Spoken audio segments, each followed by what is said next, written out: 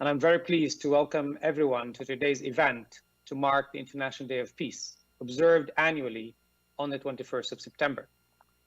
I would like to thank Secretary General Antonio Guterres, Under Secretary General for Global Communications, Melissa Fleming, the Messengers of Peace, Daniel Barenboim, Paulo Coelho, Jane Goodall, Yo-Yo Ma, and Midori for their participation in today's student conference. The International Day of Peace was established by the United Nations General Assembly in 1981 and is devoted to strengthening the ideals of peace through observing 24 hours of nonviolence and ceasefire. This year's theme is Shaping Peace Together, which underscores the fact that we all have a role to play in creating a peaceful world.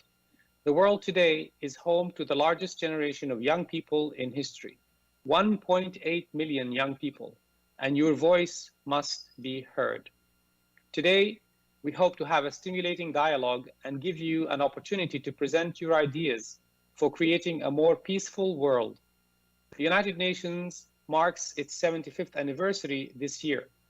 The dialogue today will be part of a global conversation on building the peaceful and prosperous future that we all want.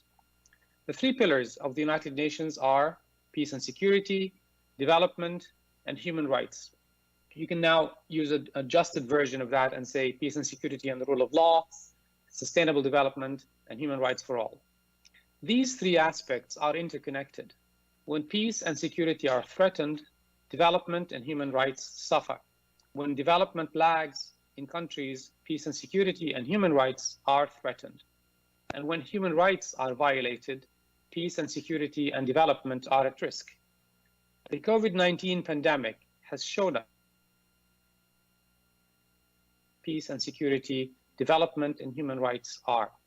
The pandemic has also revealed how critical it is to all of us that everyone has equal access to healthcare and the right to live life with dignity. COVID-19 has underscored the fact that we are all one human family, and we must work together to make the world a better place for everyone, in which peace, health, and justice prevail. Today's observance will include a live feed of the Peace Bell ceremony from the United Nations headquarters in New York. The Peace Bell symbolizes our common hope and aspiration for global peace. We ring the bell to re-educate ourselves to achieving that common goal.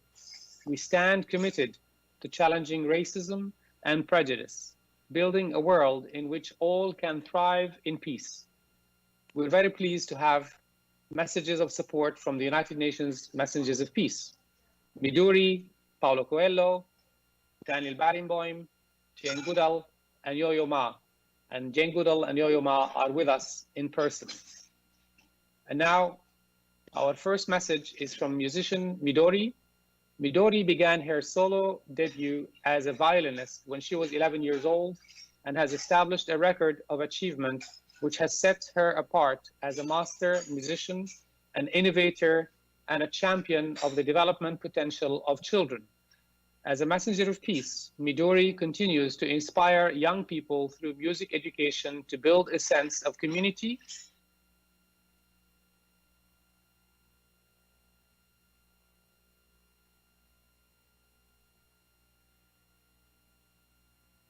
and learn from each other.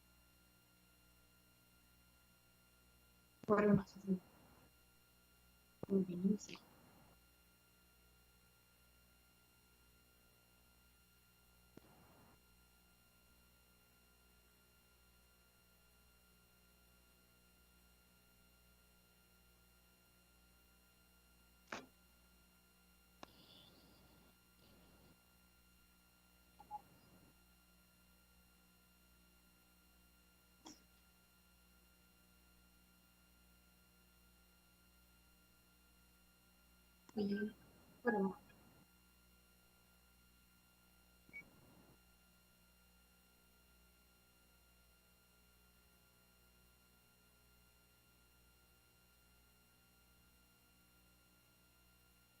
can just.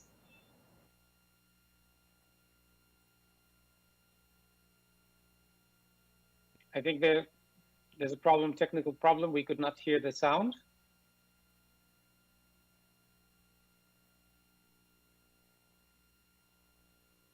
BJ, do you want to repeat that one, or shall we?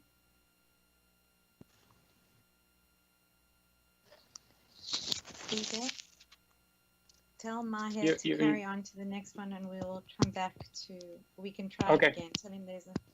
We'll carry on to. We'll try again. Okay, thanks. Apologies for that. Technology has failed us. Thank you, Midori, but we will try to play the message again. Our second message is from Paulo Coelho. Mr. Coelho is a celebrated Brazilian author who has been an activist since his youth. He uses his influence to combat poverty and help underprivileged members of the Brazilian society. He's an advocate for multiculturalism and works with UNESCO as a special counselor for international dialogue and in spiritual convergences. Since 2009, he has been part of the Secretary General's network of men leaders who are working to end violence against women. He is also committed to focusing global attention on the Sustainable Development Goals. So let's go to Paulo Coelho's message, and if the message from Midori is now fixed, we can play it immediately after that. Thank you. Okay. BJ, can we go to... Hello, I am Paulo Coelho, writer and one of the messengers of peace. I'd like to bring your attention, students and everybody, to the situation that the world lives today. Not easy. General Secretary Antonio Guterres is trying to do his best, but it's not enough. BJ, okay, I'm going to... We need your help. What if we your decide help we could go with as a Daniel civil Barenboim? society who see Okay, so I'm going to tell Maher. hope being destroyed, who cannot connect to each other because of this pandemic, who see a lot of injustices around. And, well, I don't need to list because I'm going to take the whole video cast doing this. The only thing that I need to stress is your importance as an individual who can change something. I'm persuaded that if we unite our goodwills, we will improve the state of the world. So, as a messenger of peace, as part of the United Nations, and as a human being, I count on your help to do this. Even a small grain of sand can change the whole ocean. Thank you very much for being here, fighting also for peace. Thank you very much, Mr. Coelho. Our next message is from the acclaimed conductor and pianist Daniel Barenboim. Mr. Barenboim gave his international debut performance at the age of 10, and since then he has worked with orchestras all over the world. In 1999, Mr. Barenboim and the late Palestinian literary scholar Edward Said created a workshop for young musicians from the Middle East to promote coexistence and intercultural dialogue. This became the West Eastern Divan Orchestra. And now the message from Maestro Barenboim.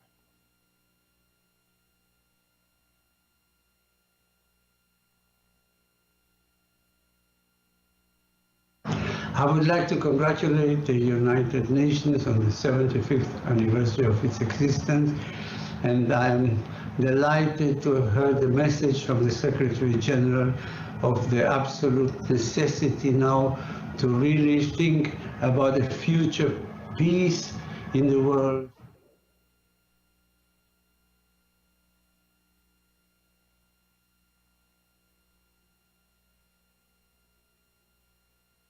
Unfortunately, the message arrived incomplete, but we are very grateful to Maestro Berenbaum for sending us this very short and brief message. A question to BJ and Tracy: are we going back to Midori's message, or are we moving Yes, to? we'll go back to Midori. Can you play it now, please? Thanks.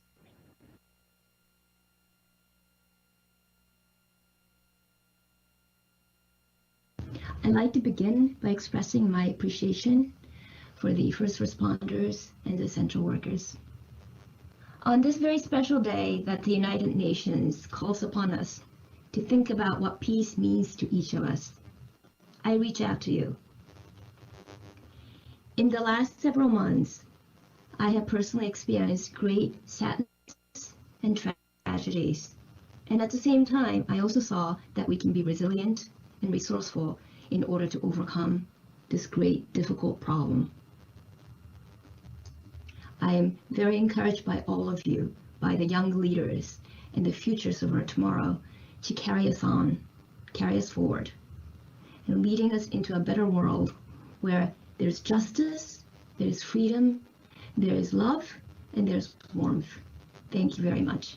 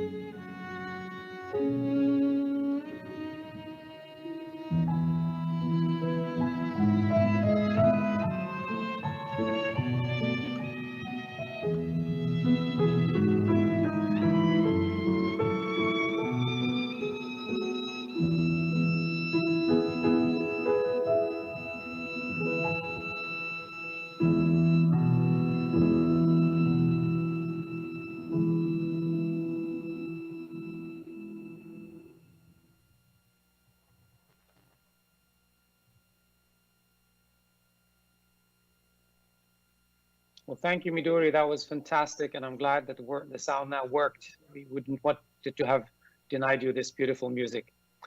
I would now like to welcome our next messenger of peace, Jane Goodall. Ms. Goodall's name has become synonymous with the International Day of Peace. When Ms. Goodall was just a few years older than you, she became a pioneer in the study of chimpanzees. She founded the Jane Goodall Institute, known for creating innovative conservation and development programs in various countries in Africa, and the Roots and Shoots program, which supports young people in nearly 100 countries in projects that help people, animals, and the environment. As a UN Messenger of Peace, Ms. Goodall continues to support the United Nations in focusing attention on environmental issues. Ms. Goodall inspires humanity to work together for peace and to protect the planet for future generations. Ms. Goodall, Jane, you have the floor.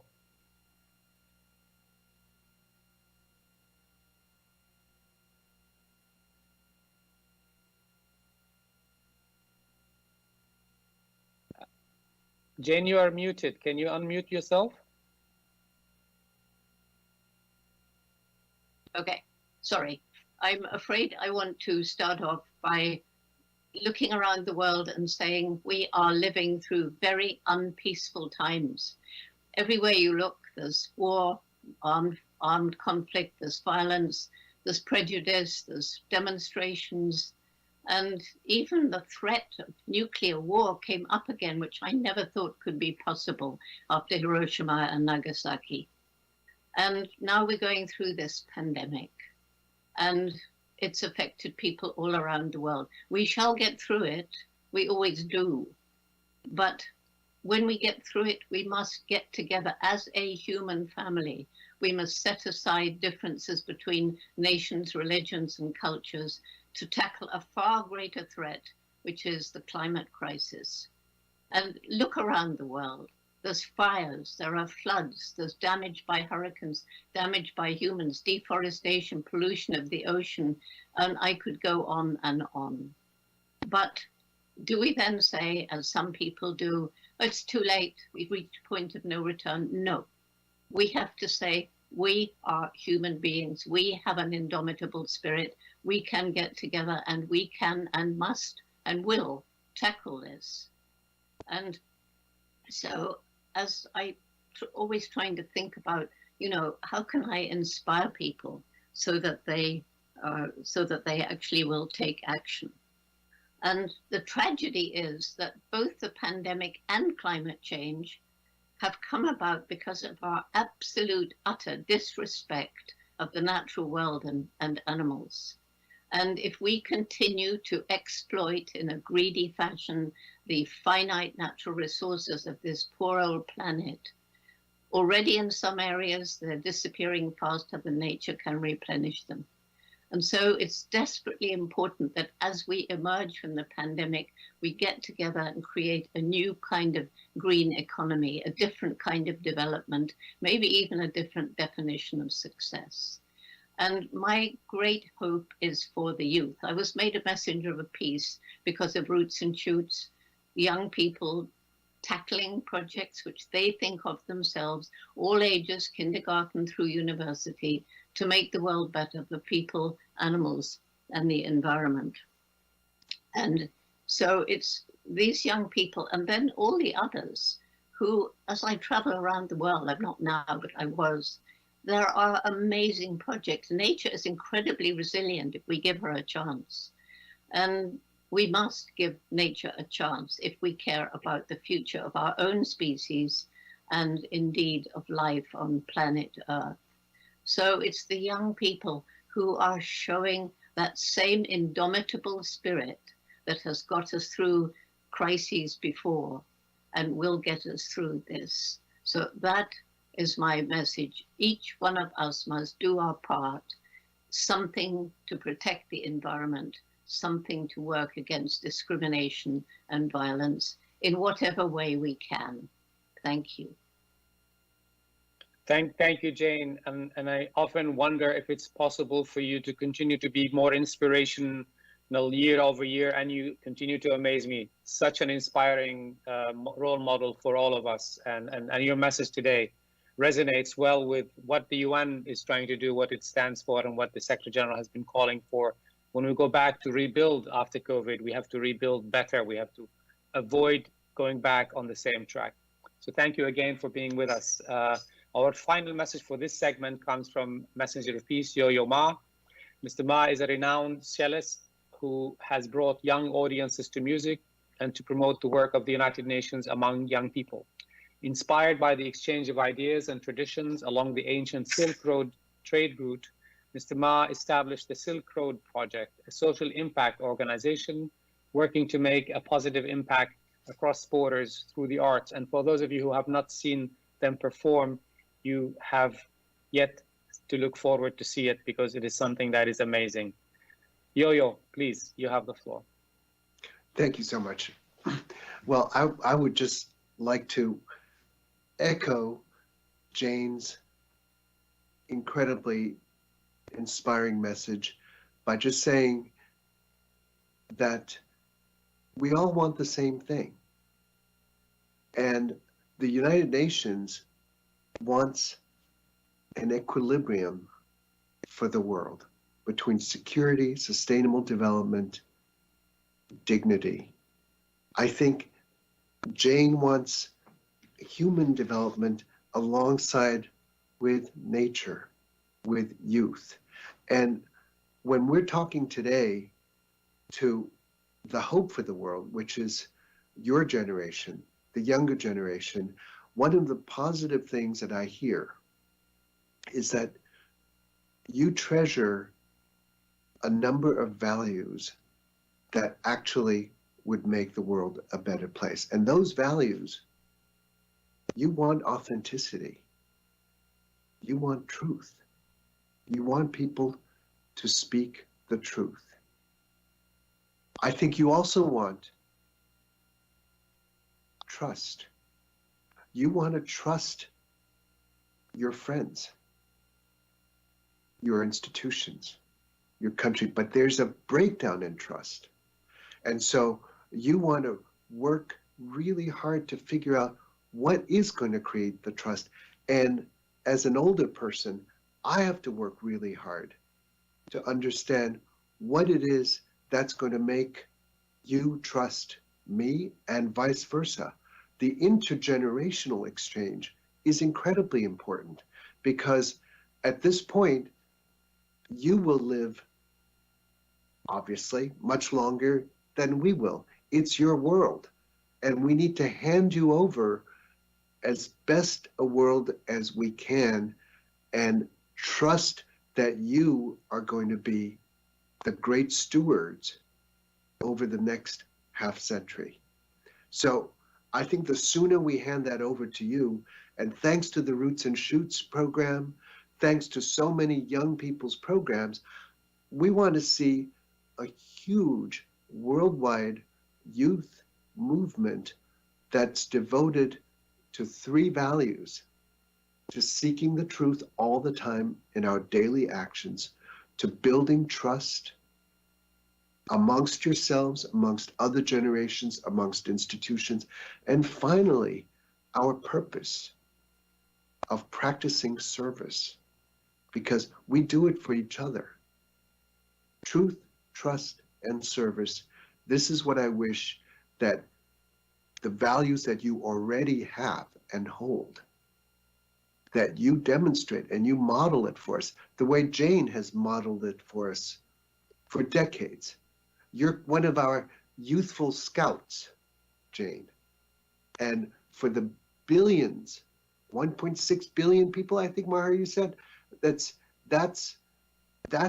our hope. It's, 1/5 of the world's population, 20%, you will inherit the earth.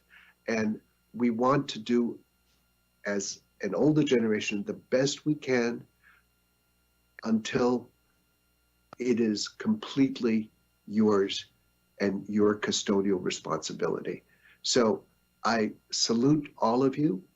And on this day of peace, I wish you equilibrium in life, in every stage of life that you go through. There are many stages, and I hope that you will show succeeding generations what you have done. Thank you so much, Yo-Yo. You have also touched on something that is very critical in today's world, trust. I think we do witness a lack of trust in institutions and government caused by the onslaught of the pandemic, but also the climate crisis that young people are looking at our generation and saying, you are not leaving us a good legacy in what you're doing. So at this part, I would like now to call on Sarah Oliver of South Africa, who wants to ask UN Messenger V. Jane Goodall a question. Sarah, please unmute yourself and then ask the question. Thank you, Mr. Nasser, and hello, everyone. And hello, Dr. Jane Goodall. It's a privilege to be here with you, and thank you for your strong message and words of encouraging us all to do our part. I think it's incredibly vital that that happens. My name is Sarah Oliver, and I'm from Cape Town, South Africa. I'm the Global Youth Coordinator for an international network called the United Religions Initiative, that works to build bridges between diverse people around the world to work to solve local and global issues. So, Dr. Jane, I know from your Takare initiative and the Roots and Shoots program that you understand the importance of grassroots communities being empowered to create change at a local level. And at the same time, through your work, you've been able to create change across the world on a large scale. And so my question for you is, what advice do you have for how to achieve successful collaboration, particularly between grassroots activists and policymakers, to create real change and build lasting peace? I'd love to hear your thoughts. Thank you.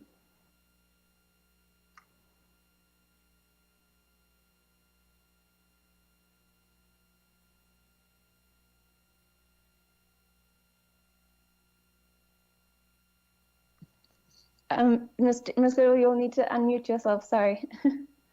Jane, you're still on mute, yes. No, I'm off now, sorry, but I keep being unmuted, so I thought I could be muted. Anyway, thank you for your question. And it's a rather difficult one to answer, but let me start off by giving a piece of advice that I always give to young people.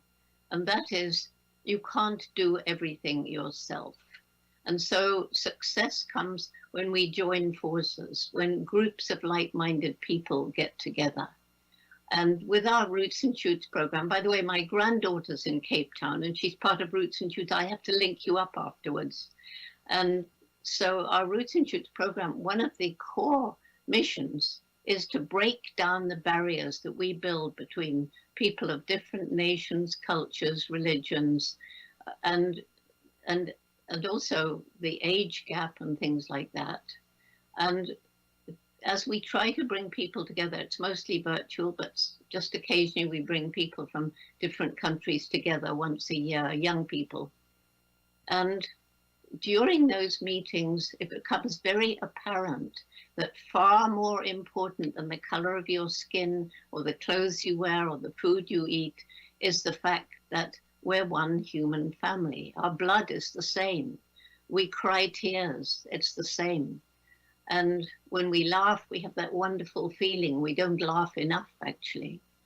And so my advice to young people is not to think that you can do everything, but think about what it is. What am I passionate about? And you here think globally, act locally, but don't do that. If you think globally, you become depressed. Think what you can do locally. Get together with friends. Decide what you're going to do. Roll up your sleeves. Get out there. Do it. See that you're making a difference. Wow, we are making a difference. Then realize that in other countries, other towns, other cities, there are young people doing exactly the same. Then you dare think globally. So that's the only advice I have, really. And then the advice that my amazing mother, who's behind me always, gave me when I was young, when I was told that I couldn't go to Africa because I was just a girl and girls didn't do that sort of thing. She said, if there's something you really want to do like this, you're going to have to work really hard, take advantage of every opportunity, and then if you don't get up, you'll probably find a way.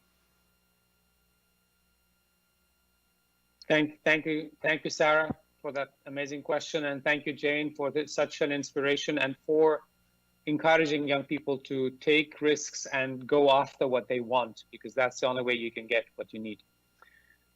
So now I would turn to Alexis Lombardo of the United States to ask Mr. Ma a question. Alexis, please go ahead and ask your question. Hi, I'm Alexis Lombardo. I'm from Modern Day Prep Emerging Global Leaders Program in Middletown, New Jersey. To start off, it's really an honor to be here and to be speaking to you. My question is, as a performer and someone who has been influenced by music their whole life, what do you believe is the key elements in using music for peaceful change in society, and how can we make this message universal? Wow. Well, I think, Alexis, it's a wonderful question. It's a question I actually ask myself every day, because it's not a given that I think, just doing music is doing good. And so I think so much about the purpose and the meaning of music. And one of the things that I think music does, it convenes people. You give music to your friends. Here's my favorite song. I like you. I would like you to listen to this song. It starts on one-on-one communication. But lately, through the pandemic, I've also realized that, as a performer, it's not about playing to large groups of people in large auditoriums. It's one-on-one communication. Once again, you go back to first principles, and to be able to zoom in and play for a patient who is isolated, or to play for health workers or essential workers, delivery people, and to thank them for, it's a message, you can express a message of gratitude for what people do. So as a convening mechanism that humans have invented, we as musicians, as performers, have an ability to join the head and the heart. Now, a lot of people go to school and do great analytical thinking, but we know that good decisions come from people that use both analytical thinking and empathetic thinking. And the neural circuits that we have, there are two different circuits that do each one of those thinkings, and they don't work together. So when Jane says, and tries to answer the collaboration question, what can you do together that you can't do alone? Even in ourselves, we have to combine those neural circuits that comprise of analytical thinking and empathetic thinking. Music can do that and oscillate back and forth constantly. It deals with your conscious mind and your subconscious mind. And through that, through our intuition, through our scouts, innate scouts of saying, I have that feeling someone said something that was false. I believe them, but there's something that's lurking that I'm not sure, I need to check that out. Those instincts are unbelievably important. And we probably don't use them enough because we live in a world that says, you should do this. And as Jane says, go for the, I want to do this. And to go from should to want is something that uses both your head and your heart. And music can help us get to that point to make the right decision for yourself in order to help. Thank you, Alexis. Thank you, Yo-Yo, for these incredible, inspirational exchange. And I think it's now for me to turn over to our youth moderator, Jaydeep Singh.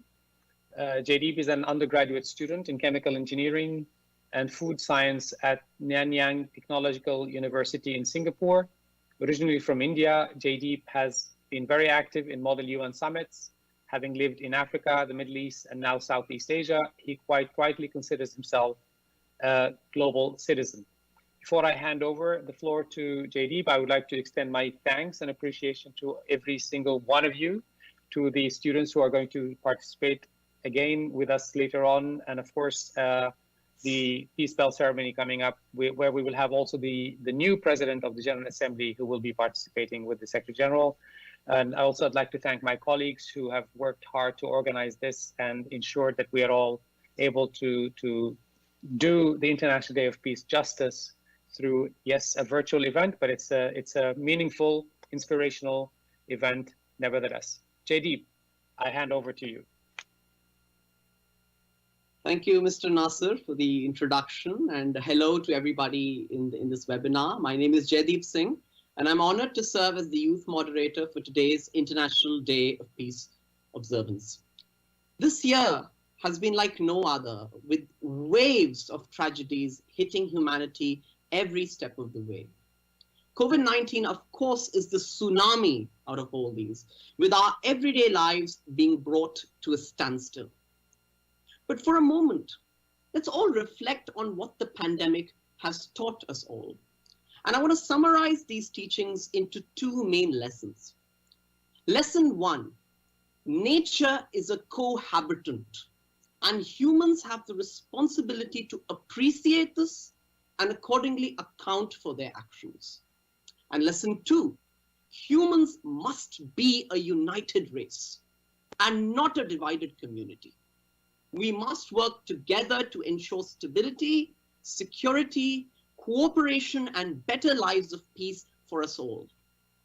And speaking of peace, how can we forget the likes of Mahatma Gandhi, Martin Luther King, Eleanor Roosevelt, Malala Yousafzai, and Nelson Mandela, who through their lives, their struggles, and their willpower have taught us that peace is indeed achievable, efforts indeed bear fruit, and that all it needs is a sense of compassion to all those around us, friend or foe, to come to amicable solutions in even the darkest of times.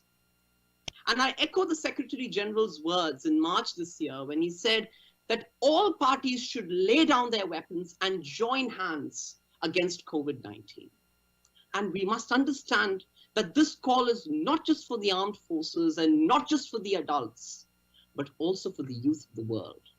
Because the youth of the world are the future policy builders. They're the future decision makers and influencers.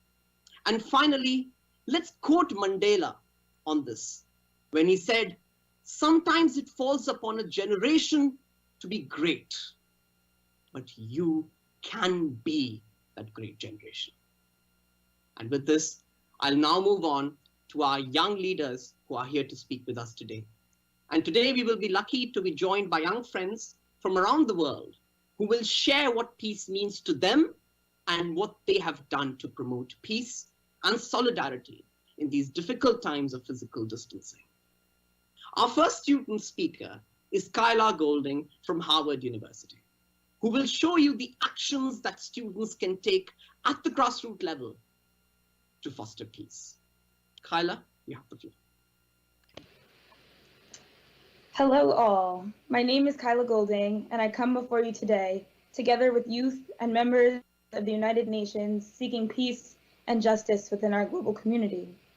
Undoubtedly, I've spent the last few months, truthfully, the last few years, coming to know the kind of cultural nakedness that living in this space and time, in this body, in this identity has warranted.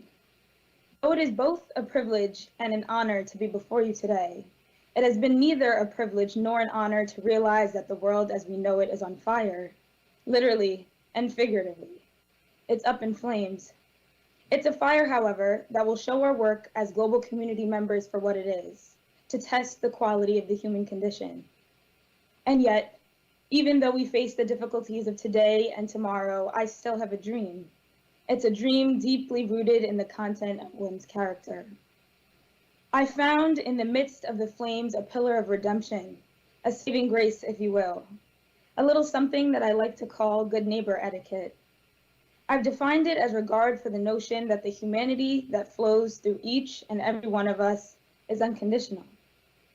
It's the respect and compassion to know that as neighbors, we must not place conditions on who gets to be human, who gets to live, who gets to be free.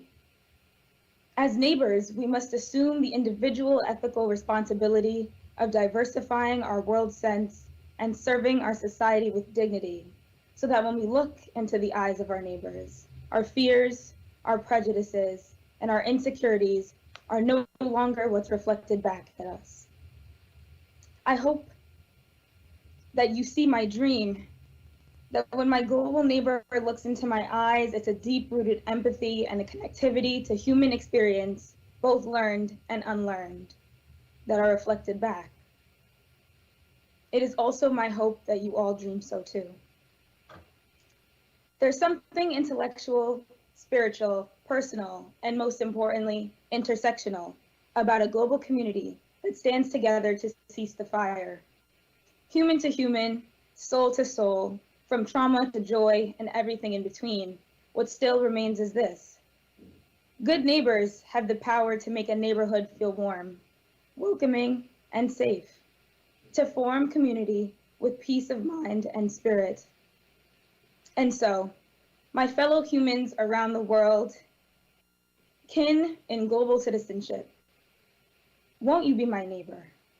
Because together, as good neighbors, we can make the global neighborhood a space and place of peace and solidarity.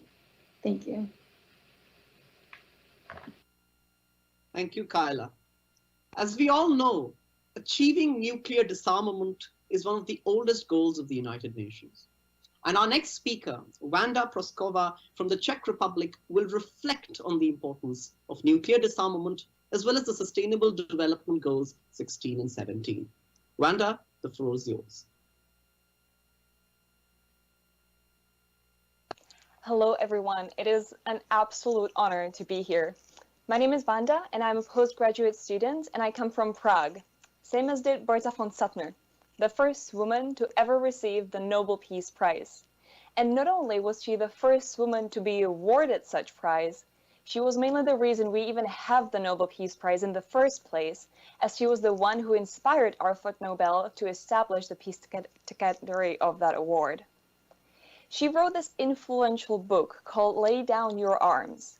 And her life she spent promoting the idea of armistice, ceasefire, peaceful dispute resolution, a global jurisdiction. She was key at the establishment of the Peace Palace in The Hague, where now the ICJ sits, for example.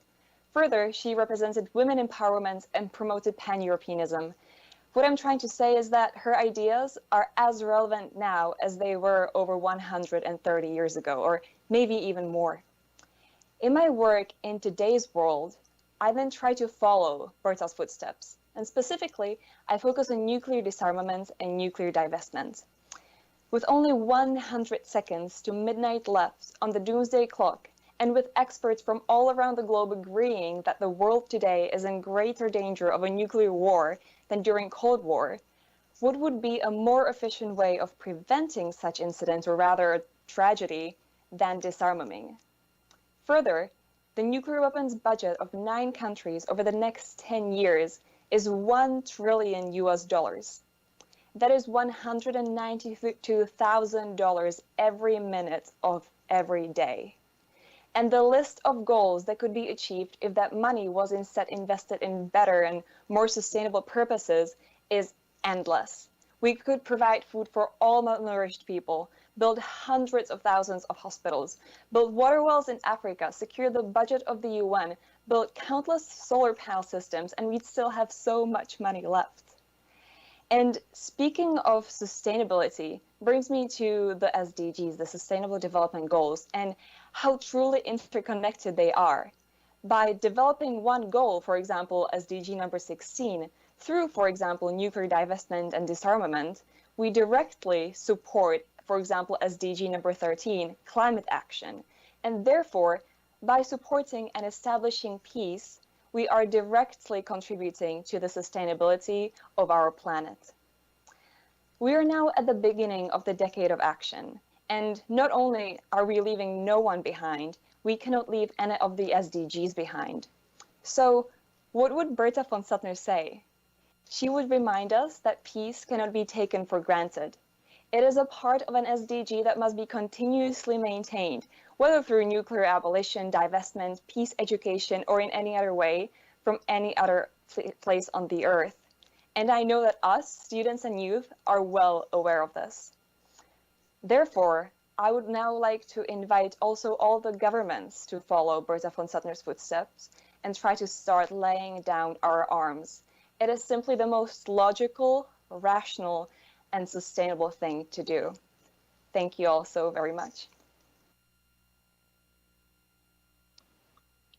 Thank you, Wanda. Up next is Javier Rincon from Mexico. Javier will show us how we can use social media to promote peace by simply using a hashtag. Javier, you have the floor. Thank you very much. Before I begin, it's a big honor for me to be here speaking and having this outreach. I am Javier Rincon, an undergraduate from Mexico City, and I study in Prepa Ibero. Before I begin, I would like for all of you to close your eyes, just for a second, and visualize what comes to your mind whenever I say violence. Now, I would like you to visualize what comes to your mind whenever I say peace. Many of you probably associated the word violence with war or any kind of abuse, whether it's physical or emotional, and peace with any kind of symbol that represents it. Like Dominic Peer, winner of the Nobel Prize in 1958, said, "There is an extremely subtle and dangerous temptation to confuse peace with the simple absence of war, like being tempted to confuse health with the absence of disease, or freedom with not being prison. The terminology is sometimes misleading. Today's society lost the notion of the true meaning of peace, and they demand the violence. They achieve this peace through war. Today, we see this trend come to social media and social networks to exhibit all of this human pain and the injustices that occur every day. This is the reflection of all the pain that we bring within and the fear of opening our eyes and seeing that we're getting further away from the goal that is achieving peace. However, not everything in this world is negative and chaotic. We also find many people who seek this common good, and our job as the youth is to give them the strength and the support that they need to not remain anonymous. We, as a generation of social network, have this opportunity to provide support for all of those who are fighting for a better world, to convey on the better good that is pain, and everything in between. Now, I invite everyone that is listening to this to go on social media and exhibit this good. I want everyone to go and use a hashtag, UN through peace, so we can find a better tomorrow, so we can all see that there is still good in this world and not everything is pain. And from now on, use positivism and good news to show that the world, that we still have a chance, that we are still fighting for this common good. We have to fill social media with positive energy. We have to make this change now, because it's still on time. Because we're the generation that has the opportunity to grow a bigger opportunity and to make bigger changes. So I hope that everyone goes out there and sees that the world has a better opportunity to change and to achieve peace. Thank you. Thank you, Javier. Our next speaker is Shia Bastida from New York, a member of the indigenous Mexican Otomi Toltec Nation. Shia will introduce to us an indigenous philosophy called Pachamama and how it can guide us rethink international relations and sustainable development. Shia, you now have the floor. Thank you so much. Hello, everyone. It's an honor to be here. My name is Shia Bastida, and I'm a climate justice activist. I'm also, as mentioned before, part of the Otomi Toltec indigenous community in the highlands of central Mexico, and I am the co-founder of Re-Earth Initiative, an international youth-led organization that aims to teach intersectionality to the youth around the world. So for today's International Day of Peace Observance, I'm going to aim to answer the question that everyone is thinking about, which is, what is peace? For me, peace is equilibrium, and I think it has been mentioned before today. But before I talk about equilibrium, I would like to talk about realism, because I just recently started studying international relations, and I feel like I understand the world just a little better. Realism is one of the oldest theories of international relations, but its essence still prevails. A realist perspective is about gaining power in an international system that is always in a state of anarchy. In this perspective, countries are in a permanent status of self-help, in which cooperation usually doesn't happen. This has resulted in the widening gap of poverty and wealth, in which success is measured on GDP and military power. But a contrasting school of thought does exist. It's indigenous philosophy. In indigenous philosophy, our relationship with the earth is about reciprocity. We take care of the earth because the earth takes care of us. We live with the earth, not from it.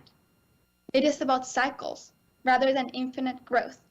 And as you know, infinite growth has brought upon exploitation as well as the commodification of Mother Earth as a resource. This system has caused the climate crisis, as well as the development of nations at the expense of others, causing loss of biodiversity and harming our innate connection and understanding of biocultural diversity. Indigenous philosophy, also known as Pachamama or Buen Vivir, is about encountering and striving for balance and equilibrium across sectors, from an intergenerational cooperation to food systems to land sovereignty. So let me tell you again, for me, peace is equilibrium. And to achieve this, we have to let go of the dangerous theories that thrive on selfishness and start to work together, cooperatively. Today, we face many crises. So the youth call for a paradigm shift so that we can see these crises as an opportunity for growth and as a chance for becoming agents of intersectional and structural change for the sake of equilibrium and peace. Kamadi. Thank you. Thank you, Shia. Next, we will hear from Abdullah Shamsi from Cairo in Egypt. As a global citizen living in the Middle East, Abdullah believes that ensuring stability of the region starts with every individual. Abdullah, you have the floor. Hello, my name is Abdullah Shamsi from Cairo, Egypt, and it is my pleasure to be speaking to you on this day of peace. Despite coming from different countries and backgrounds, despite our differences in ethnicities and even the languages we speak, we can all agree that we share the privilege of living in peaceful environments. This simple right is imperative to our well-being. Yet, imagine waking up only to find out that the country that you've proudly called home for your entire life is in flames, forcing you to leave everything you love behind. This is exactly what millions of people in the Middle East are currently facing. Our nightmare is their reality. For many decades, the Middle East has unfortunately been a region rampant with instability. As global citizens, we object to the tens of millions of people that are being neglected and are affected by war in the region. We condemn how refugees are being stripped of their livelihoods and forced to abandon their homes. But have we really done enough? Our generation has the tools necessary to enable it to enact real change. Some of us have risen to the challenge and are working towards making a difference in their communities. Ziad from Lebanon started a project to collect and distribute winter items to vulnerable refugee families. Wafa from Egypt started an organization working to combat climate change on a local level. Diana from Saudi Arabia started a company that upcycles plastic into sustainable fashion. The stories of Ziad, Wafa, and Diana are just 3 stories from a growing movement of Arab entrepreneurs and problem solvers who are working to make tomorrow's Middle East a more prosperous one. These 3 changemakers have risen up to the challenge and are working towards leaving their footprint in their areas. Now more than ever, our generation has the power to make a mark and to truly alter the fate of our region. There is no denying the difficulties that lie ahead of us. I am not the first to speak on the importance of stability in the Middle East, nor will I be the last, because the suffering has not stopped. In order to put an end to the inhumane circumstances, we must continue to speak up and stand together, no matter how uncomfortable it may be. As Margaret Mead once said, "Never doubt that a small group of thoughtful, committed citizens can change the world. Indeed, it is the only thing that ever has." While it is everyone's right to have a better tomorrow, it is our duty to ensure it happens today. Thank you. Thank you, Abdullah. Next, we will hear from Divina Maloum from Cameroon. Divina will share her experiences contributing to sustainable peace in Africa through her organization, Children for Peace. Divina, you now have the floor.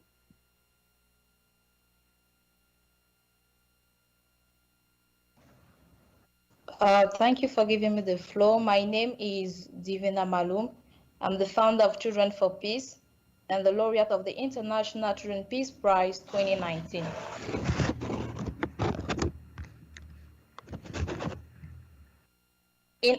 In our world today, there are several crises. Many people face violent extremism, water scarcity, insecurity, pandemics affecting their normal way of living. In order to find a better life, many, including youth and teenagers and children, are obliged to migrate far from their homeland. Having peace becomes a dream for many people. Talking about peace is talking of human rights. Peace is more than just a trust. It is linked to non-violence, diversity, and justice. Peace should be the aspiration and desire of every beating heart, the hope of every nation, and the promise of every politician, the pulse of every religious tradition, and the goal of every prayer. I did a trip in the far north of Cameroon in 2014 where I witnessed for myself the impact that radicalization and violent extremism can have on children, and particularly the girls. I was shocked from what I saw and determined to do something. I created an organization called Children for Peace. We are a grassroots youth-led organization that promotes peace building and sustainable development through the power of education. So far, we have over 100 permanent members in 10 regions of Cameroon and in Africa, and we have been doing sensitizations in churches, in schools. We have been organizing educational discussions with refugees, internally displaced people. We help children and teenagers understand human rights challenges, the importance of diversity, intergeneration, and intercultural dialogue. We make them understand the fragility of the Black race in this world. We have created an application called the DDR Tech, which will reduce to 25% the number of child soldiers here in the world. And thanks to our activities, we have empowered more than 5,000 children, and many of them now are change makers and peace builders. Thank you for your kind attention. Thank you, Divina. We have to now connect to the Peace Garden at the United Nations headquarters in New York. In a few moments, the United Nations Secretary General Antonio Guterres will ring the peace bell during the peace bell ceremony before joining us at the observance. After the peace bell ceremony, we will resume the youth dialogue to hear from the rest of our speakers, and the Secretary General will also join us in the observance.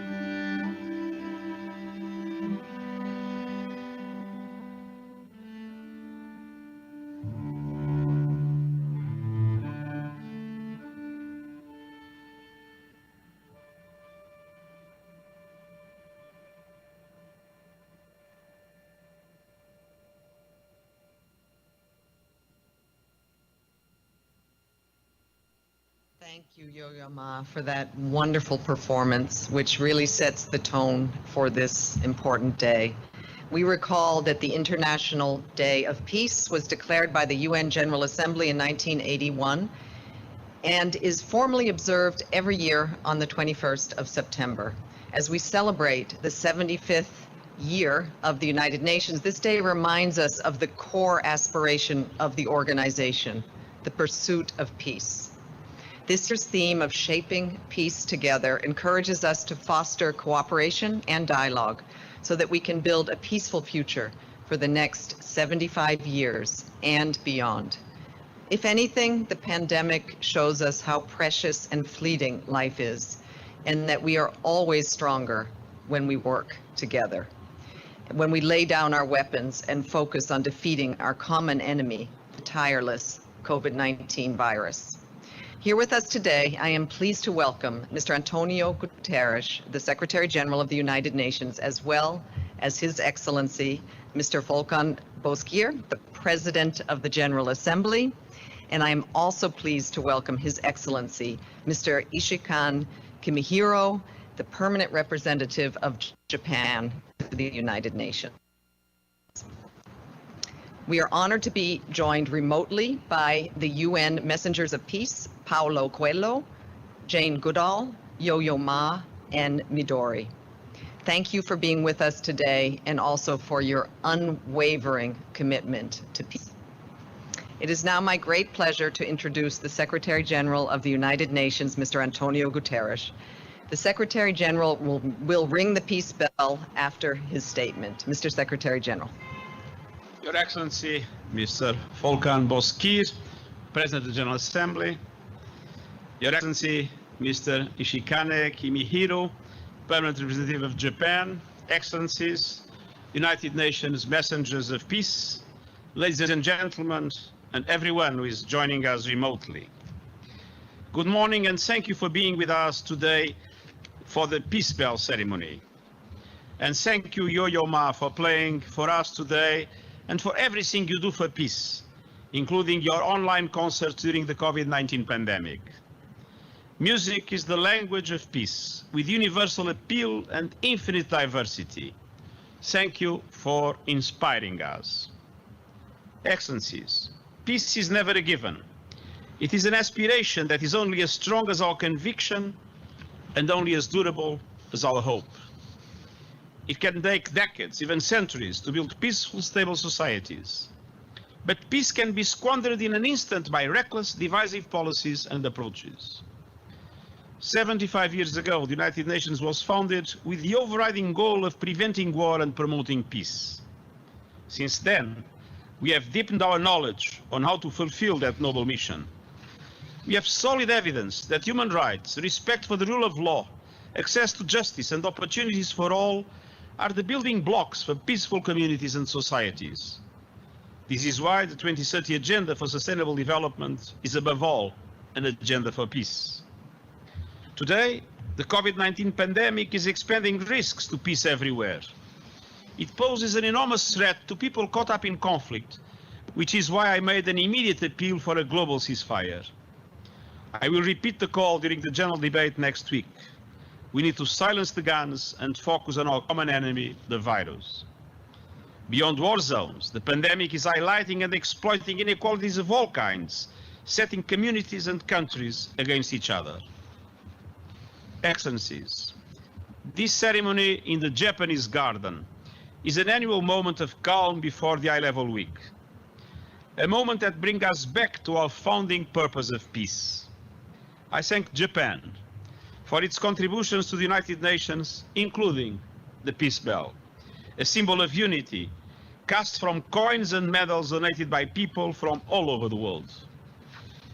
Japanese culture has a deep appreciation for natural imperfections and flaws. This is reflected in the art of kintsugi, putting broken pieces of pottery together with golden lacquer to create a stronger, more beautiful whole. The result is a piece that is not good as new, but better than new. As we mark the International Day of Peace, let's apply this principle to our fractured world. Let's address the fragilities and inequalities that work against peace so that we emerge from the crisis stronger than before. Let's push for peace wherever conflict is raging and wherever there are diplomatic opportunities to silence the guns. Let's prioritize peace and build a safer future for all. And before I ring this bell and sound the call for peace and the day of non-violence, I ask you to join us in a minute of silence for victims of war and conflict around the world. Thank you.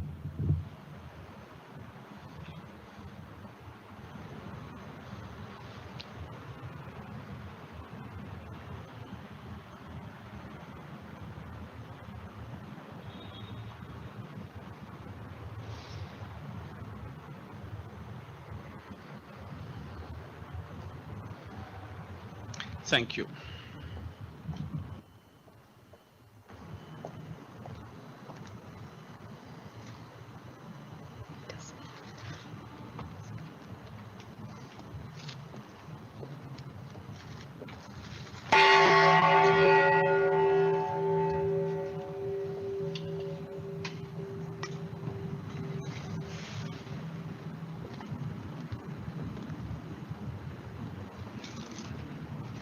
Thank you, Mr. Secretary General.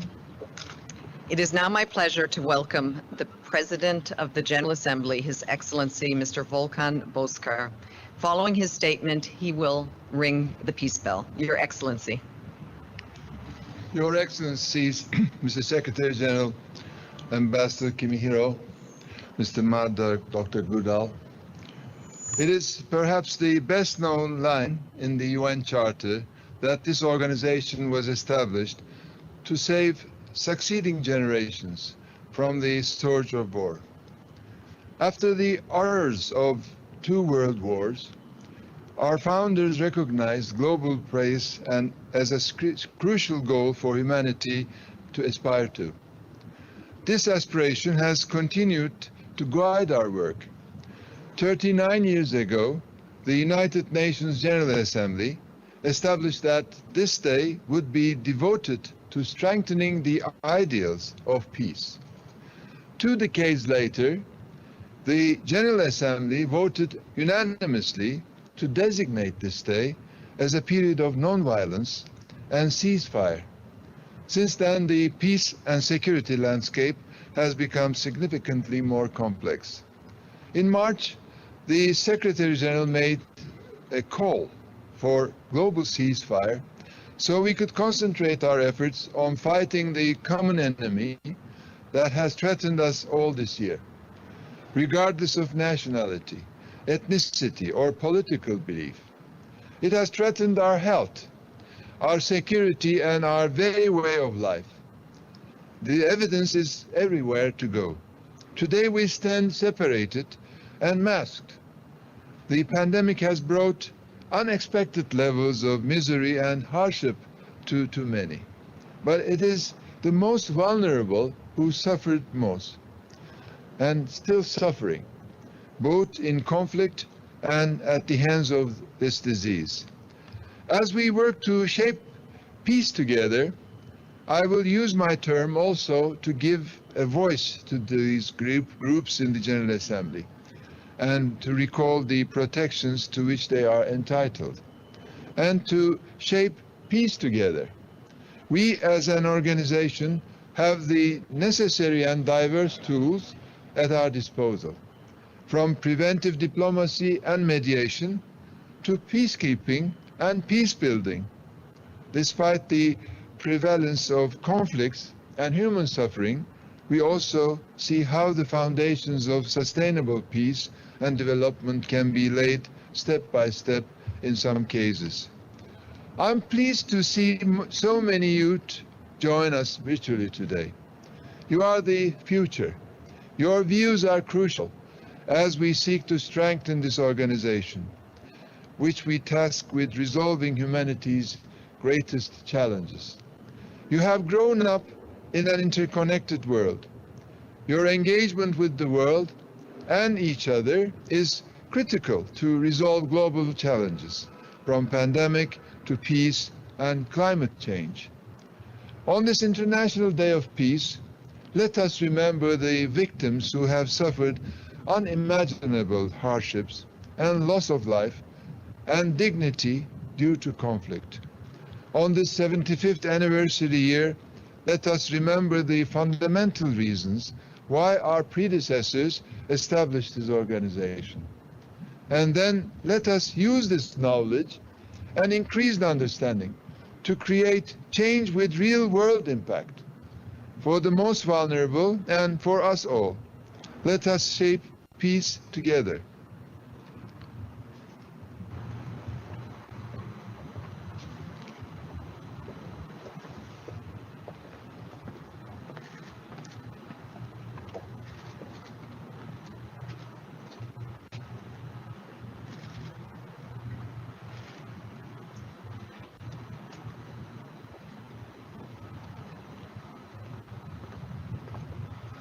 I thank the President of the General Assembly, and I wish to thank all of you who joined us remotely this morning for this annual tradition that honors the fundamental aspiration of people everywhere, the pursuit of peace. Thank you all.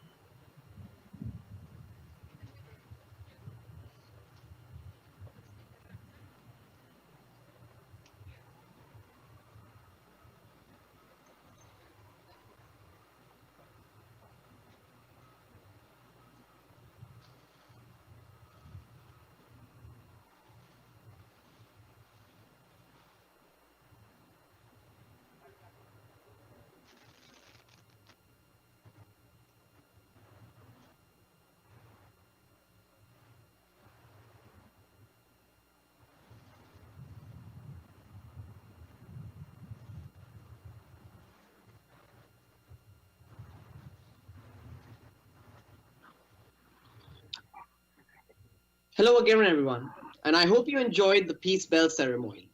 The Secretary General will be joining us in this observance in a few minutes. We are now resuming the youth dialogue, and our next speaker is Isaac. We'll now hear from Isaac Thomas from India on how young voices can become part of the solution for peace building. Isaac, the floor is now yours. Thank you, Jaydeep. Greetings of peace to each and every one of you. My name is Isaac S. Thomas, and I'm speaking to you from Kerala, India. It is my honor to be part of this virtual gathering with such esteemed guests, and I am privileged to listen to my fellow speakers and also share a few words. I am one of the Global Council trustees and youth ambassador for the United Religions Initiative, URI, which has consultative status with the United Nations Economic and Social Council. URI is a global network of grassroots cooperation circles that provides an interfaith platform to cultivate peace and justice by engaging people to bridge religious and cultural differences and work together for the good of their communities and the world. I would like to share my views about being part of the solution, young voices as peace builders from grassroots to global. Peace is a multi-dimensional word. It does not only mean absence of violence or ceasefire, it is a way of life. There are many ways that grassroots action in our own neighborhoods can contribute to building a global peaceful environment. Our work here in Kerala with young folks of different beliefs and cultures has created positive change in the society. The involvement of young voices to initiate discussions for conflict resolution and to facilitate inter-religious, intercultural, and intergenerational dialogue has shown remarkable ways of neutralizing situations that could have escalated into communal riots. The urge of youth to act during the time of crisis, let it be natural or man-made, is highly appreciable. Being a young generation with access to most modern technology and development, we empower young minds to take actions. Even during these trying times of COVID-19, We were able to provide masks and sanitizers for hospitals and government offices, food to people who were in isolation, and gadgets to children for attending online classes. We focus on the battle against our common enemy, a tireless virus that threatens our health, security, and way of life. The smiles that we see as a result of our work shows us the true value of helping each other. I believe through these small actions, the language of peace is transmitted from one place to another. Our other works include the 1 Billion Youth for Peace initiative, which is a global campaign where we bring up passionate young minds as peace ambassadors and offer them opportunities to be part of a global voice. We have the Global Youth Movement that empowers today's youth to take up responsibilities in society and grow as change makers. We have the Peace Trains social media project that we circulate, which promotes making or drawing of peace trains, emphasizing Sadako Sasako's story and the need of world peace. We cannot advocate the principles of peace to another human being when they are suffering to survive. So first of all, we need to help them attain a peaceful livelihood by attending to their priorities and then show them the ways of peace. Let me emphasize that peace is inevitable. It begins from within ourselves, then in our homes and families, then to our communities and society. We may not be able to correct an entire state, a country, or the world in one day, but these tireless actions of grassroots work, when put together, will surely create a ripple that can heal the whole world. It is said, if you want to go fast, walk alone. But if you want to go far, walk together. So let me conclude by saying, there is no specific time or place or qualification to become ambassadors of peace. By profession, I'm a network engineer, but I still do my part as a global citizen, contributing to the culture of peace. And I am proud to be connected with young peace builders all around the world to collaborate and share these initiatives. So I encourage you to recognize the opportunities, to channel our potential for the right cause, and to act accordingly. Each one of us is a global spokesperson for peace, and our voice is more important than ever during these difficult times of physical distancing. Let us join the UN 75 and engage in global conversations on building the peaceful and prosperous future that we want. In this moment of virtual observance of the International Day of Peace, let us pledge to be bridge builders, peace multipliers, and hence shape peace together. Thank you. Thank you, Isaac. Our final speaker is Ji-Won Kim, who has coordinated many youth programs and peace campaigns that promote gender equality in the Republic of Korea. Ji-Won, you have the floor.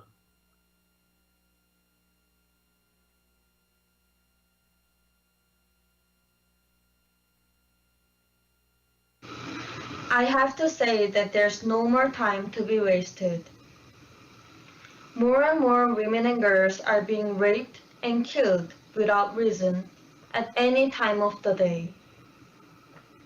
I always think that it could have happened to me or my sister or my mother.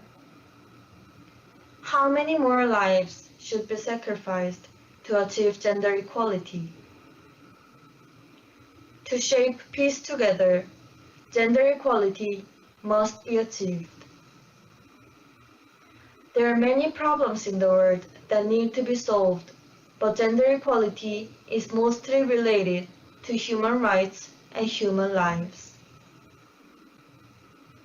Women at work, girls in the house are exposed to crimes, violation, humiliation, and discrimination, but they still remain silent because of the unlevel playing field. Some people don't like feminist movements because they think that it will take away their benefits or advantages. But it's not like a zero-sum game, and it won't take anything from you.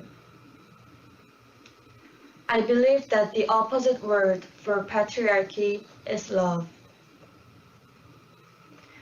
Women empowerment, development, and their perfectly equal participation in areas such as communication systems, decision-making processes, policies, and economies will lead us to achieve world peace for every humankind. UN Women, on its 25th anniversary of the Fourth World Conference on Women and the Beijing Declaration and Platform for Action, says, "Generation equality, realizing women's rights for an equal future." So here's the way to achieve world peace. Realizing women's rights for an equal future. Thank you. Thank you, Jivan. This concludes our youth dialogue section today. Thank you again to all our student speakers. Peace is one of the founding principles of hip-hop culture. To celebrate the International Day of Peace, the Universal Hip Hop Museum in the Bronx, New York, partnered with Rebel Babel in Poland to compose and perform an original score, Hip Hop for Peace, Peace Rhapsody. Executive producer and Universal Hip Hop Museum Advisory Board member Tina Marie Tyler conceived this performance. Lukas L.U.C. Rostkowski, creative director of Rebel Babel Ensemble, which is a transcultural international big band, gathered over 100 musicians from across the world to perform. Songwriters, arrangers, producers Leroy Burgess and Patrick Adams led the NYC musical production team.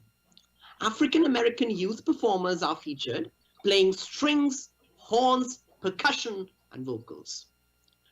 Growing from its birthplace in the Bronx, US to the world, hip-hop is universal, as its call for peace. Please join me as we watch Hip Hop for Peace, Peace Rhapsody.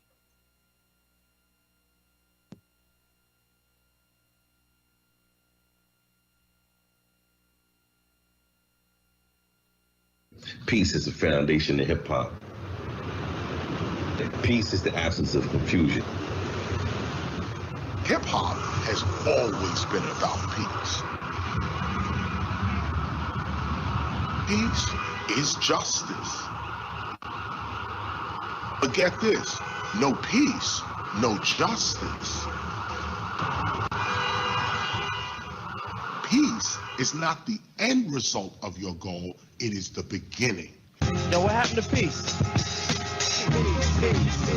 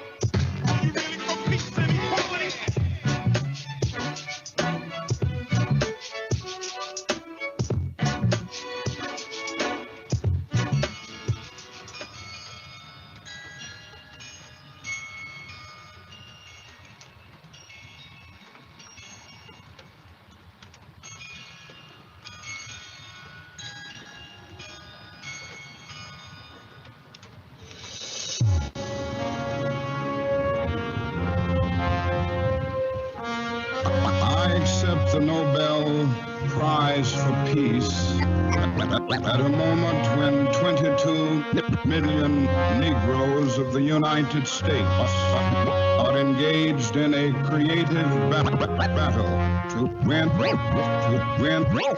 to end the long night of racial injustice.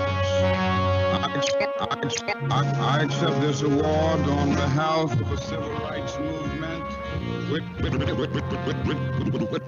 which is moving with determination and a majestic scorn for risk and danger to establish a reign of freedom and a rule of justice, in whose eyes the beauty of genuine brotherhood and peace are more precious than diamonds, or silver, or gold. Thank you.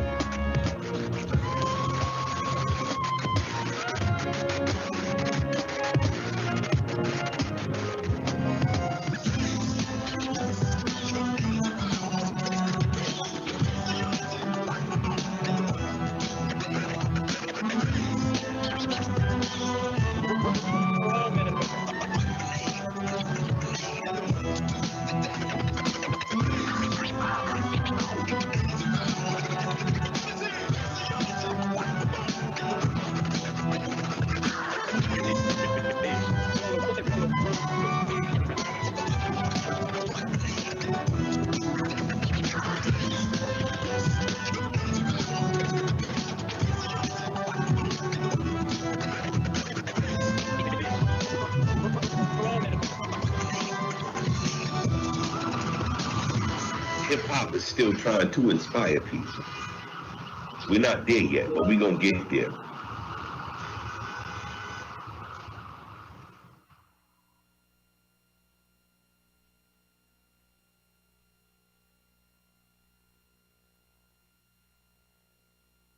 Thank you.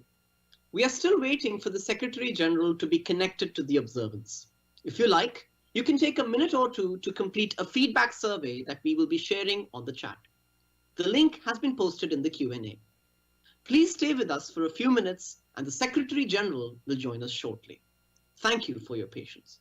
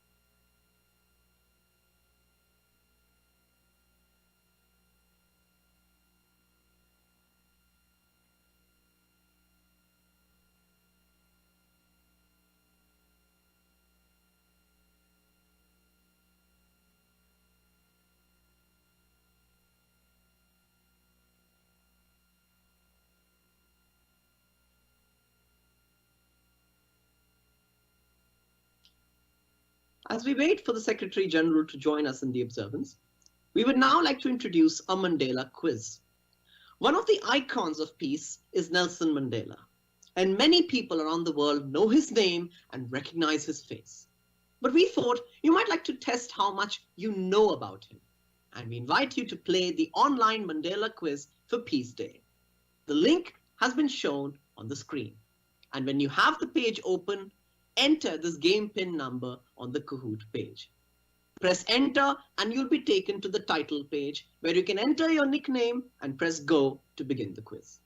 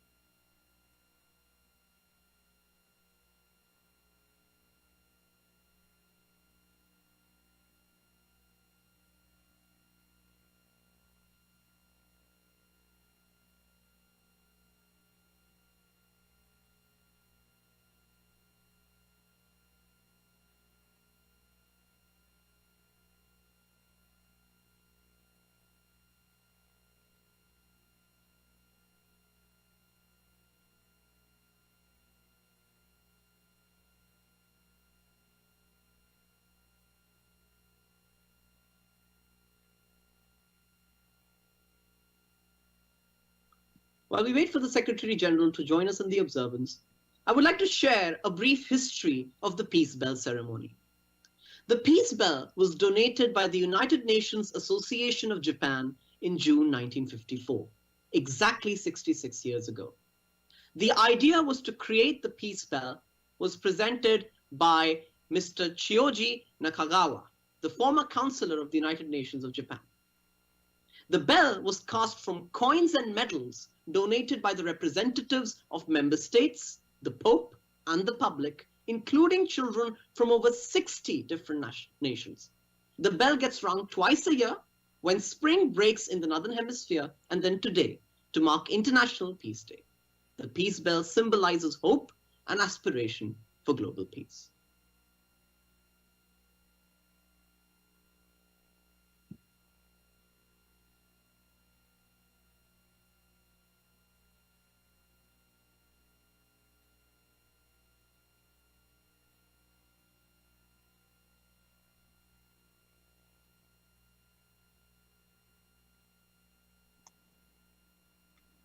Melissa, you're muted. You can start, I think.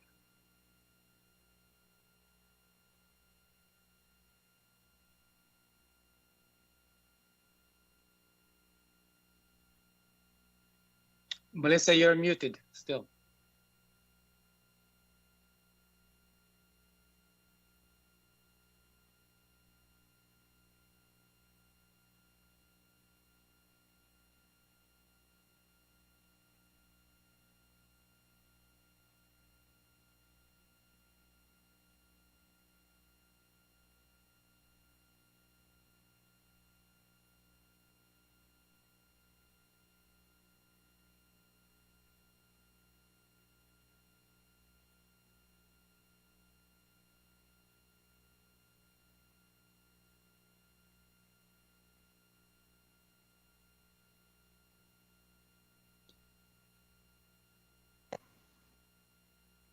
No.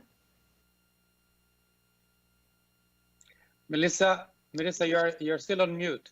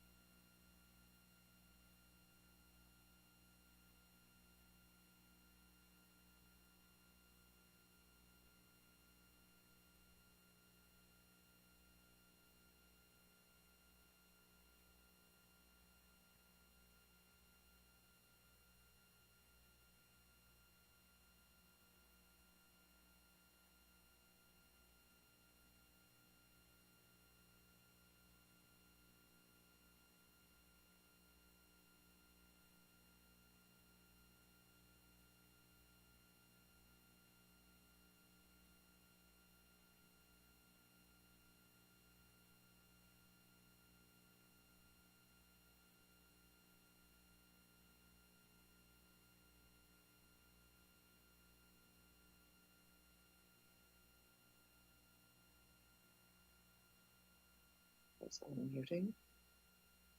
Hello, early, and to get together, albeit virtually, as things are these days, and to discuss how the cause of peace can build a better world for all. My name is Melissa Fleming. I'm the United Nations Under Secretary General for Global Communications, and it is my pleasure to be able to serve as moderator for the final segment of this year's Student Observance.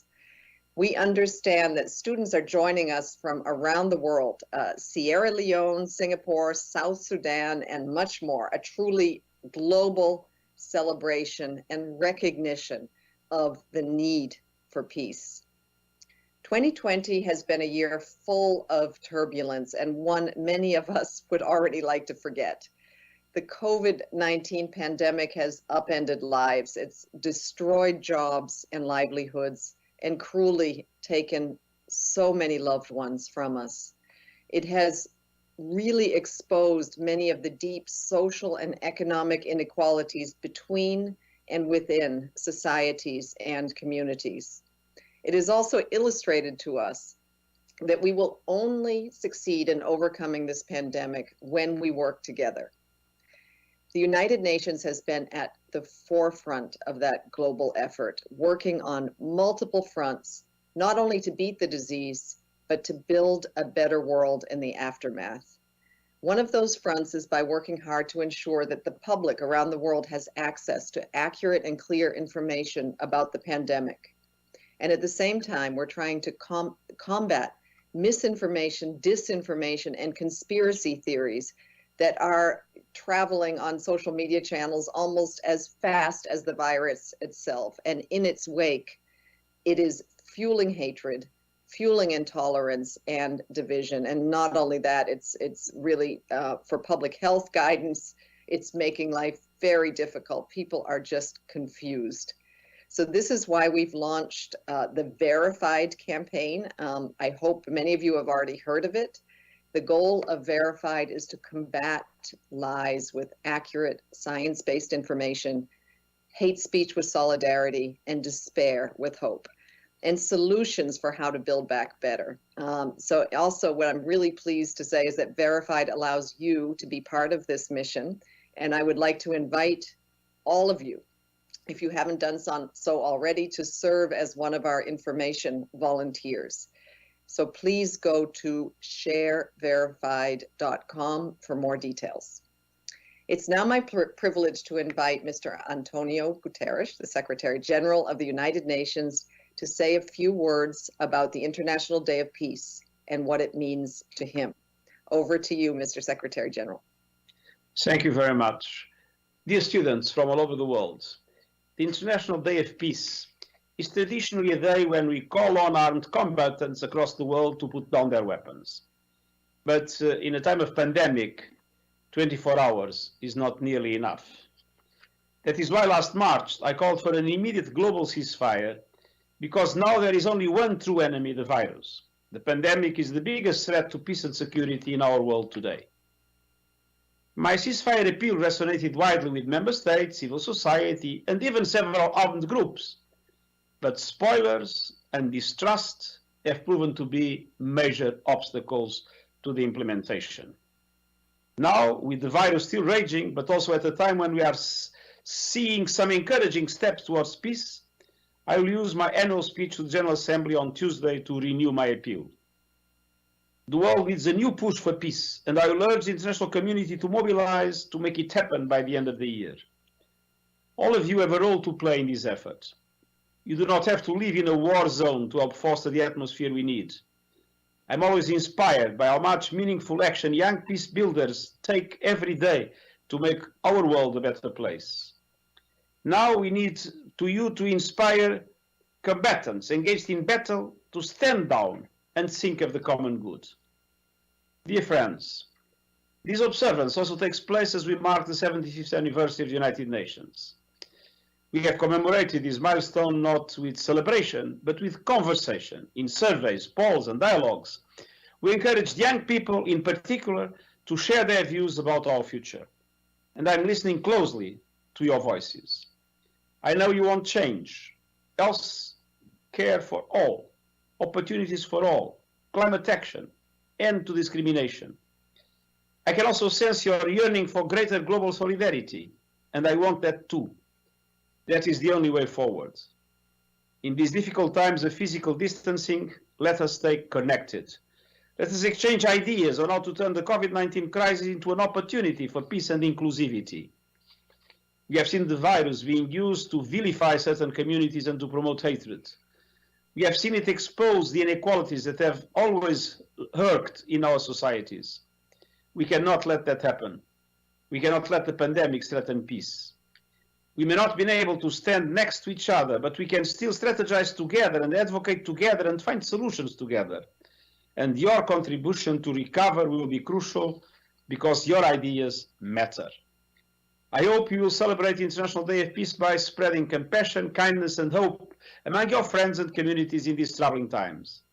And I hope you will stand together with the United Nations against violence and discrimination.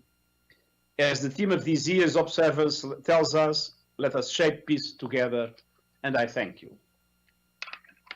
Thank you, Mr. Secretary General, for these inspiring words, and also, particularly aimed at the young people gathered here with us. We do have a bit of time left, and so I'm really pleased that we'll be able to call on 3 students from different parts of the world who each have a different message or comment about peace, and the Secretary General will react to each of you. The first up is Rita Emmanuel from South Sudan, and obviously South Sudan has really struggled with conflict in its young history, and the United Nations has been working on peace, and we'd love to hear from you, Rita. So over to you. Manuel from South Sudan. We hear you, Rita. Go ahead. Yes. Louder, please. I by name Rita Emmanuel, a pupil from St. Thomas Nursery and Primary School in the Republic of South Sudan. I was born in war and I grew in war. So what I want UN to do is to bring lasting peace in the whole world, especially South Sudan, so that we can have a bright future. And that's all.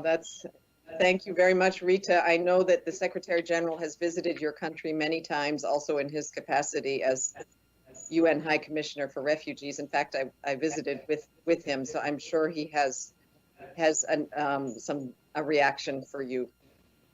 Secretary General, over to you. I think it's very important for young people in South Sudan to make their voices being heard. You need to tell your leaders that they can no longer go on fighting each other and forgetting the basic needs and aspirations of the people. South Sudan requires the leaders to be totally committed to peace, to understanding, and to the well-being of the people, instead of fighting for power. And to eliminate corruption is also a very important element that is needed for peace to be preserved in your country. On the other hand, South Sudan is witnessing now a lot of inter-ethnic conflict. So it's very important to work as young people, to bring together the different communities, the different ethnic groups, and to make them understand they're all citizens of South Sudan. And they need to all work together and build one single society, respecting the identity of the different groups, but at the same time understanding that they belong to the society as a whole and contributing to the well-being of the people as a whole. Thank you very much for everything that you are doing, and I've seen the young people really being the leaders of the movement for reconciliation in your country. Okay. Thank you, Secretary General. Thank you very much, Rita, and all the best to you. And now we move to Khalil Elamin from the United States. Khalil, the floor is yours. Hello, my name is Khalil Elamin. I'm a 17-year-old high school student from the United States, part of the Modern Day Prep Global Leaders Program, located in Middletown, New Jersey. And I need the UN to take concrete measures to promote justice and equality and make sure that institutions are strong and accountable so that I and other youth can thrive without fear of injustice or discrimination. Well, thank you very much for your testimony. And I believe that young people have been in the forefront of several of the most important mass movements that we have witnessed in the recent times. And all these movements are against injustice, against discrimination, and also to promote key values that we all share. These movements have been in the forefront of fighting against gender inequality and violence against women and girls. These movements have been in the forefront of fighting against racism. That is something totally intolerable in any society. These movements have been in the forefront of the fight for intergenerational justice, which means climate action. And so I fully count on your generation You come from the US, who is a country that is essential in all these battles. And so I encourage the youth movement in your country to really be in the front line, fighting for gender equality, against all forms of discrimination, for the end of racism, and for climate action. Thank you very much for your contribution. Thank you so much, Khalil. I think we have time for one more, and so we now call on Pragna Vasupal from the United Arab Emirates. Over to you, Pragna. Good evening from the United Arab Emirates. It is an honor to be here today among such exalted company. My name is Pragna, and I'm the head of events of Green Hope Foundation, which works on the inclusivity of marginalized young people in 16 countries, using education for sustainable development as a transformative tool. I want the United Nations to promote multilateralism to build back better from the pandemic and ensure that young people are not left behind. I think that you have made two very important points. First of all, the pandemic has shown our enormous vulnerability. Vulnerability in relation to the pandemic itself, but also in relation to climate change, in relation to the inequalities that exist in the world and the discrimination that exists in the world. And facing this vulnerability, we have seen several very negative reactions of nationalism, of populism, sometimes linked to xenophobia, to racism. But at the same time, we have seen a large movement of those, and our survey has just demonstrated that, especially with the youth, a large movement of those that say that this vulnerability means that we need more solidarity, we need more international cooperation, we need more and stronger multilateral institutions. And at the same time, it's clear that those institutions need to be much more open, much more inclusive. Not only governments represent peoples, the peoples themselves can be able to express in a very effective way through the youth, through the civil society, through the different communities, through the cities, the regions. And we need an inclusive multilateralism, and in that inclusive multilateralism, we need the voice of the youth to be taken much more seriously. We need the youth to institutionally participate in decision making, and this is very much in line with our own perspectives of reform of the UN and of the multilateral system. Thank you very much for your contribution. Thank you very much, Mr. Secretary General, and dear students. And today we've really been inspired by the words and the actions of youth from around the world. You are engaging in the real challenges facing us all, but you have a much longer future ahead of you and much more at stake than for us. So we need you to help find creative and powerful ways to build a world in which we all want to live with dignity and in peace. So thank you so much for joining us today. And please do remember to complete the online survey, the link of which is in the chat function. Be well, be healthy, and go in peace. Bye-bye.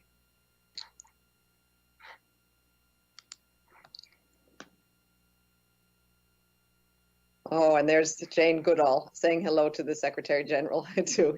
Wonderful to see you, Jane.